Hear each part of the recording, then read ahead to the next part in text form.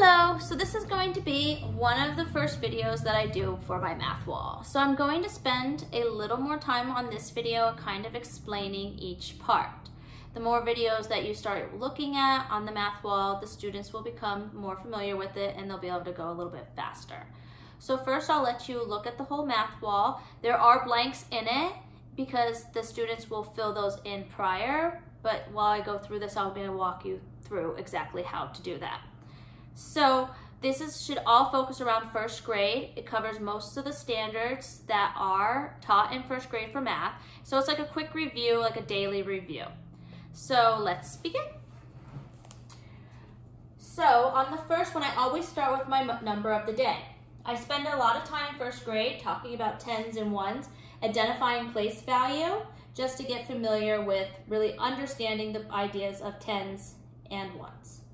So we're going to start off with the number of the day. So I usually ask the students, what's the number? 23. How many tens do we have in the number 23? We have 2 tens. Under the number, I have the students write longs for the tens. Then I go back and I ask, how many ones do we have?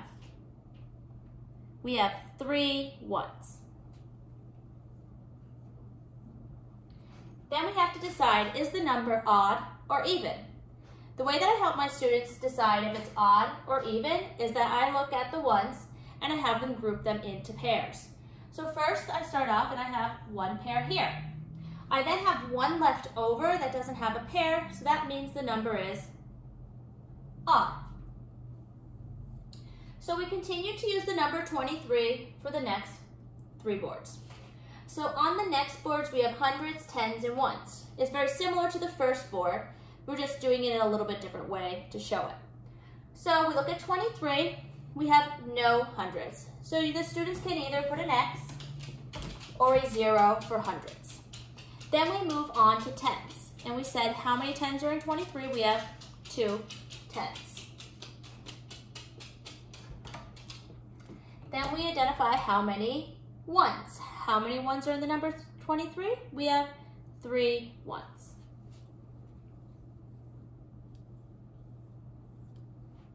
Notice that when we do the tens, they are consistently the same on both boards, just as the ones. So now we're going to use this board, hundreds, tens, and ones board, to help us do the expanded form. So we have no hundreds, so we have to skip that part, and we go to tens. So we have 2 tens. What does 2 tens equal? So we count by tens. 10, 20. So 2 tens is the same as 20. So we write 20. We're going to add the tens and the ones together within the expanded form. So we go back and how many ones did we say we have? We have 3 ones.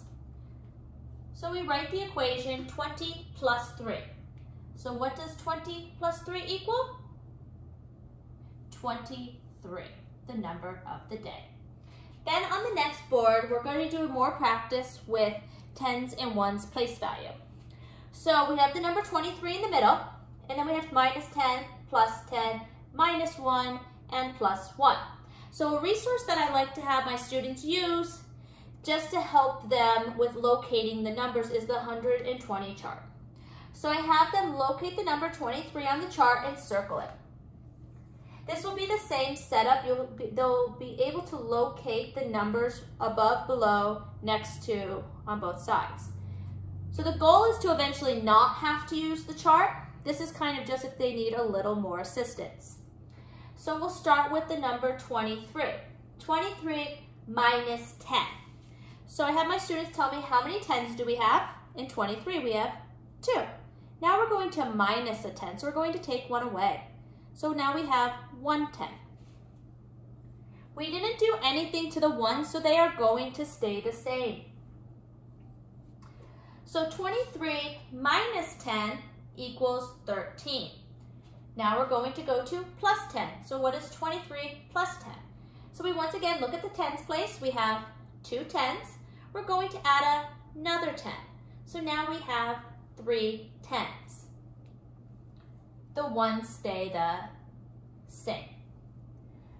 So 23 plus 10 equals 33. Now we're going to go on to the minus 1. So we have 23 minus 1. We're going to keep the tens the same because we're not working with the tens, now we're working with the ones. So we're keeping the 10, 2 tens, and now we're going to look at the ones. We have 3 ones in the number 23. We're going to take 1 away, and now we have 2 ones. So 23 minus 1 equals 22. Now let's look back at 23. Now we're going to plus 1. So once again, the tens are staying the same. So we're going to put that 2 in the 10 spot because it is staying the same. And we had 3 ones. Now we're going to add another 1. So now we are at 4 ones. So 23 plus 1 equals 24. Just like I said, if you look on the hundreds chart, those are the numbers in those spots around that number 23. So now we're going to move on from the number of the day. We're moving on to balancing both sides. This form is more or less helping the students to realize there's more than one equation to make a number. So we're first going to start off by solving the first equation and bringing our answer down. So we start off with the double fact of 3 plus 3. So 3 plus 3 is 6. Then the next part is the students have to find another equation that represents the same answer that will make 6. So I am going to do 2 plus 4. 2 plus 4 makes 6. You may do, or your student may have done, another equation that equals 6. That is fine. It does not have to match up to mine. What does matter is it has to be 6. We want to make this equation true, so it needs to be balanced on both sides. We're going to go to missing number now. So with missing number, I will usually have the same number that you're trying to get to, and trying to locate different combinations to get to that number. So this is kind of more or less missing added. So we're finding 6 plus blank equals 10. A strategy I tell my students is you start with how many you have, 10. You want to get to 10. You know you have 6, so you want to take those 6 away because you already know you have them. And how many more do you need to add to get the full 10? You have 4 left. So now just let your child finish the rest and take a break for a second. Have them either write it out or have in their head what they're going to respond to. So it should be 7 plus 3 equals 10. 8 plus 2 equals 10. Now we're moving on to fact family. So both fact family and whole part, I have a focus of a teen number. So I have the students focusing on breaking into a group of 1s and a group of 10. I'm just doing this to have that extra practice. So we're going to first start with our 2 smaller numbers, which would be the part, and then the larger number is the whole. So we have 5, 10, and 15. When adding, we're always going to do the 2 smaller numbers, the part, to make the whole. So I'm going to start off with writing 5 plus 10 equals 15. And then we're going to do the second equation, the adding equation, and we're just going to do the reversal. So we're doing 10 plus 5 equals 15. So under the bottom, we have the subtraction ones. On the subtraction, I always tell my students we have to start with the larger number first. So by combining the 2 smaller numbers, we have now identified the larger number. So if you're just a little confused, just take a moment and see which one is the bigger number. 15. So we're going to do 15. I'm going to start off with a 5. 15 minus 5 equals 10. Then I'm going to do the next equation. 15 minus 10 equals 5. Moving on to whole part. So like I said, I'm doing a lot of focusing on breaking into 1s and that group of 10. There are more than one way to break this down, but because my focus is 10s and 1s for right now, that's where I want to go with this. So I'm going to break it into the group of 10 and then the 7 1s. Then with this one, you're only creating 1 adding equation and 1 subtraction. So I'm going to do my part, 10 plus 7 equals my whole, 17. Then I'm going to do my subtraction. 17 minus, you can pick either part, I'm going to do the 10, equals 7. Now moving on to the other board. So on this board, we're doing greater than, less than, and equal to. So just once again, I go back to those 10s and 1s. So when I have them comparing the numbers, I always have them first identify the tens place. So in the number 41, we have 4 tens. In the number 14, we have 1 10. When I first taught this to my students, I told them it's like an alligator. The alligator is very hungry and wants the larger number, the bigger number. So does the alligator want 4 tens, or does the alligator want 1 10? And if you said that he wants 4 tens, you are correct. So we're going to make our alligator mouth. So the way this would read, I have my students practice reading it just like they would read a word in phonics from left to right. It would be 41 is greater than 14. Then we're going to look at the next set. 26, 26. Well, I know those are the same numbers and they are balanced on both sides, so we're going to put the equal. 26 is equal to 26. Now we go to the next one. We have 32, 37. So I put my finger on the tens. In 32, there are 3 tens. In 37, there are 3 tens. So if they are the same, then we take one step back to the right. And I see that now we're in the ones. I have 2 ones, and I have 7 ones. Well, 7 is greater than 2. So this is the one the alligator wants to eat. So 32 is less than 37. Then moving on from greater than, less than, equal, I have put them in order. So for some of my students, they need a little more assistance. So what I guide them to is the 120 chart. So what I have them do is locate the numbers in order and circle them.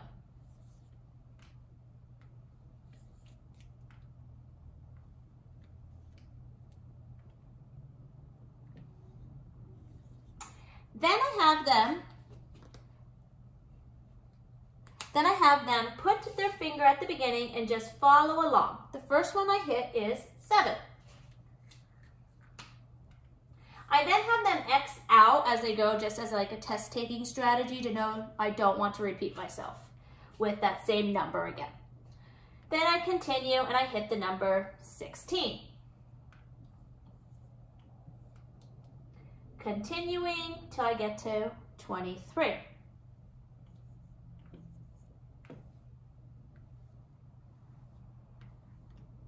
And getting to 52. Then after that, we move into time. So time was one of the, most of the stuff afterwards now are things that we were kind of touching on a little bit at the end of the school year. So in first grade, they really only need to know for the minute hand is when it points to the 12, it's o'clock. And when it points to the 6, it's 30. That's pretty much all for first grade we need to work on at this time, but it's just trying to identify and understand when each one works. So I always tell my students we always start with the hour, and the hour is the shorter hand.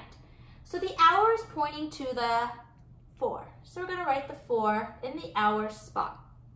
Then we have our long minute hand, and he is pointing at the 12.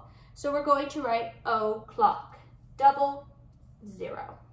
So the time is 4 o'clock. Then we're moving on to our shapes, and we're going to break them into fractions. So the way that I show this to my students is the number on the bottom is the number we're breaking our shape into, and the number on top is the one that we are coloring in. So I have my rectangle, and I'm going to break it into 4 equal pieces. That means the same. If it's not completely perfect, that is okay. You just try to make it as equal as possible. And now I'm going to color in 1. So we have decided in my class that we are not going to just color it all in just to waste the marker. Instead, we just make an X for the spot. 1/4 of the rectangle is colored in. Then we're going to the circle. We're going to cut it into 2 halves. Then we're going to color in 1 half. And now we have colored in 1 half of the circle. So then we're moving on to our data chart. I've already filled it in. So what I do is if you have the data chart as well, you can have the students or child fill it in. And then I always tell them at the top of the line just to make it a little darker so you know which number it goes with. So I might ask the students some questions like, which shape has the least? And you would say, the square has the least or the smallest amount. Which shape has the most? And you would say the circle has the most because it has more and it has 5. So now we're going to be going into the questions.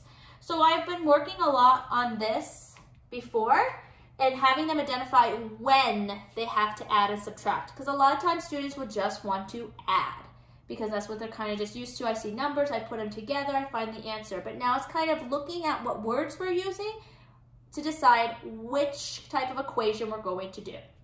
So it says, how many more triangles than squares? So I would have my students think for a moment and say, what symbol are we using? Are we adding, plus, or are we subtracting, minus? And we will be subtracting. And I would ask them why. Because it says more than, and more than means that we are comparing two things to find the difference. So once again, I always tell my students we have to find when we are subtracting which one has the larger number. So is it going to be the triangles or the squares? Well, looking at our data, there are more triangles, so we're going to start there. So we have 3 triangles. And then we're going to subtract the amount of squares. And I have 1 square. So then I'm going to do the problem. 3 minus 1 equals 2. Then it says, which has more, circle or square? So before they can move on to the equation, they first have to identify which one has more. So I look at my data again, and I'm only focusing on the circle and the square. So from looking at it, I can identify or see that there are more circles. So I'm going to circle the circle. Now, before we go into the equation, we then have to say, what are we doing? Are we adding, plus, subtracting, minus? So which has more, circle or square? How many more? So once again, we're running into the word more, and we're kind of doing that comparing again. The words are a little bit different, but we're still comparing. So we are going to continue with subtraction. We've already identified the one that has more in the part of the question above. So we're going to start with that circle. And on our chart, we have 5 circles. Then we're going to subtract the amount of squares. So on our chart, we have 1 square. So then we have our equation set up. 5 minus 1 equals 4. Then we're going on to the next one where it says, how many fewer triangles than circles? So we're looking to see how many fewer triangles than circles. So once again, I ask my students, are we adding or are we subtracting? Are we doing plus or are we doing minus? And because once again, we are comparing to see which one has the fewer amount, the smaller amount, we're going to go back to comparing. So we are going to subtract. Like I told my students, we must always start with the larger number. So between these 2 items, we need to decide which one has more. So looking at our chart, we have 3 triangles and we have 5 circles. So I'm going to start with the 5 because it is larger than 3. And then my triangles for 3, and I do my equation. 5 minus 3 equals 2. On the next equation, it says, how many circles and squares? So we see the word and. We're going to be combining these. So are we going to add or subtract? Well, when we're adding, we're putting things together or combining them. So we're actually going to be adding in this problem. So does not matter which number goes first. But I'm always starting with the first one that's in the word problem. So we have circles. So I'm going to go, I have 5 circles. And how many squares? 1. So now I'm adding 5 plus 1 more equals 6. Then on the last problem, it says how many in all on the chart. So then we have to decide, are we adding or are we subtracting? So we've gone over a lot of words, especially with adding, that will help us to identify which symbol we're going to use. So we know that in all tells us that we're going to put them all together and we're going to combine them. So we're going to look at our chart and we have 3 digits at this point. 3 shapes, 3 digits we're going to have. So I'm going to start the first one. We have triangle, we have 3, plus. Then we're going to do our circle, which we have 5. And then we're going to do our square, which we have 1. Then we're going to add them together. 3 plus 5 is 8, plus 1 more, and we have 9. So this is kind of what I'm going to do on a daily basis. I will run through. I will move a little bit faster as we go, and I'm going to zoom in right after this so you can kind of get a better look of what I'm doing. I know it might be a little difficult to see it all in one zone. So remember, at any point you could just stop and pause it if you have to, and then maybe like blow it up if that helps, or I could try to find another way if this becomes too difficult to see. So just give me feedback on that and I will try to adjust as necessary.